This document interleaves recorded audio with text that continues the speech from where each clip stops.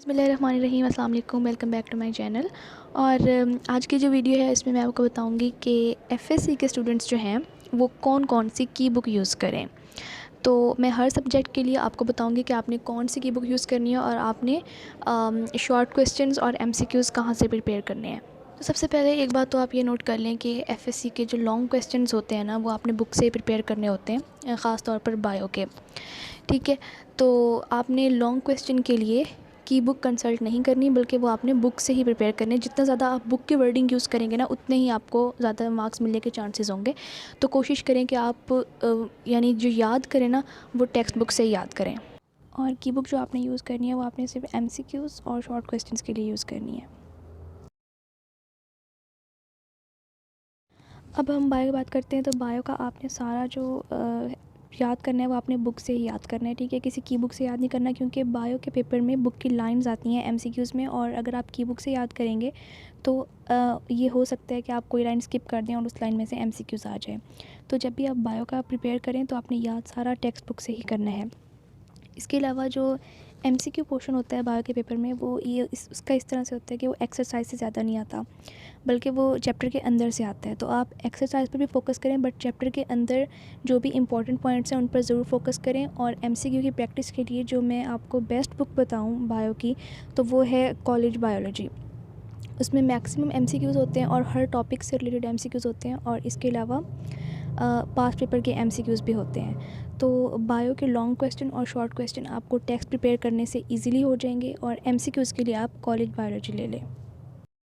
Next subject है physics. Physics के लिए आपको सबसे ज़्यादा की बुक की ज़रूरत पड़ेगी, बिकॉज़ फ़िज़िक्स के जो शॉर्ट क्वेश्चंस होते हैं वो अक्सर एक्सरसाइज में से आते हैं।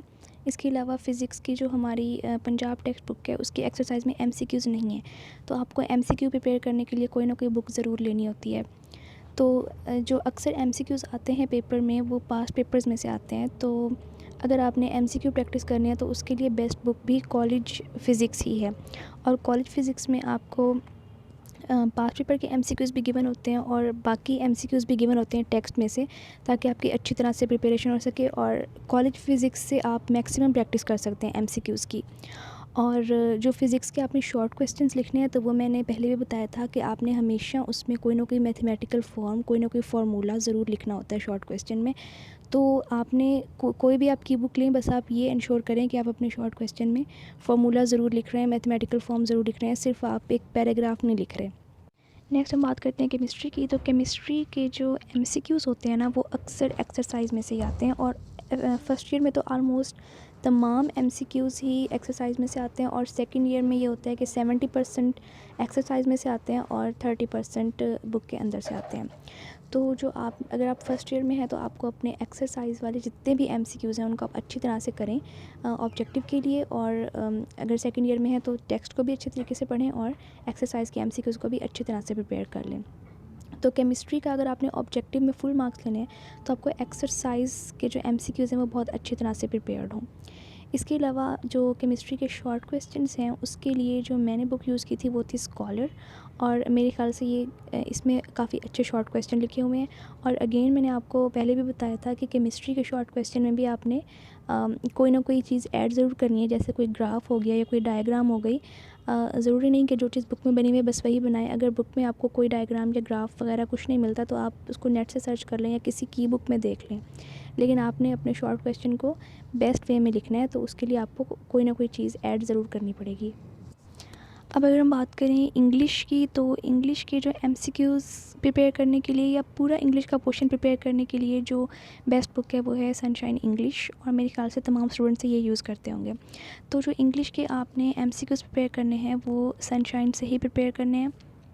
इसके अलावा जो आप सिनोनिम्स प्रिपेयर करते हैं फर्स्ट ईयर में, वो आपने जब आप सनशाइन पढ़ेंगे तो टेक्स्ट के अंदर भी सिनोनिम्स दिए होते हैं काफ़ी ज़्यादा, तो वो भी आपने प्रिपेयर करना है। यानी सिर्फ जो सनशाइन में एमसीक्यूज़ दिए होते हैं वो वाले सिनोनिम्स आपने प्रिपेयर नहीं करने, बल्कि उसके साथ साथ आपने जो चैप्टर के अंदर जो सिनोनिम्स दिए हुए हैं वो भी आपने प्रिपेयर करने हैं। तो इंग्लिश की प्रिपरेशन के लिए सनशाइन बेस्ट बुक है। इसके अलावा अगर आप इंग्लिश के ऑब्जेक्टिव में फुल मार्क्स लेना चाहते हैं ना, तो आपके टेंसेस बहुत स्ट्रॉन्ग होने चाहिए, ठीक है। जितने भी टेंसेस हैं उसका कॉन्सेप्ट आपका बहुत स्ट्रॉन्ग होना चाहिए। और सनशाइन में बहुत अच्छी तरह एक्सप्लेन किए हुए हैं सारे टेंसेस, और एग्जांपल्स भी काफ़ी ज़्यादा दी गई हैं। तो आप लोग मैक्सिमम प्रैक्टिस करें MCQs की, और टेंसेस के कॉन्सेप्ट अपने ज़रूर क्लियर करें। इसके अलावा इंग्लिश के पेपर में ईडियम्स भी आते हैं, पेयर ऑफ वर्ड्स भी आते हैं, और प्रेपोजिशन भी होती है, MCQs में होती है प्रेपोजिशन। तो वो सब आपने सनशाइन से ही प्रिपेयर करनी है। और इसका फ़ायदा ये है कि सनशाइन में वही दिए गए हैं जो कि जो पास्ट पेपर्स में आ चुके हैं, तो ये करने से आपको फ़ायदा होगा। उर्दू के अगर ऑब्जेक्टिव की बात करें तो उर्दू के लिए जो मैंने बुक यूज़ की थी वो तो थी शरह सरमाया उर्दू, और मेरे ख़्याल से ये बेस्ट बुक है, क्योंकि आपने तशरीह और ये ख़ुलासे वग़ैरह ये सारे आपने अपने ही लिखने होते हैं। सिर्फ़ आपने एक कॉन्सेप्ट लेना होता है बुक से। तो आप लोग तशरीह करें या आप लोग ख़ुलासा लिखें या आप लोग कोई लेटर लिख रहे हैं, ऐसे लिख रहे हैं, तो आप लोग एक दफ़ा शरह सरमाया उर्दू से उसको पढ़ लिया करें और उसका कॉन्सेप्ट ले लिया करें, उसके मेन पॉइंट्स लिख लिया करें, और उसके बाद उसे अपनी वर्डिंग में लिखा करें।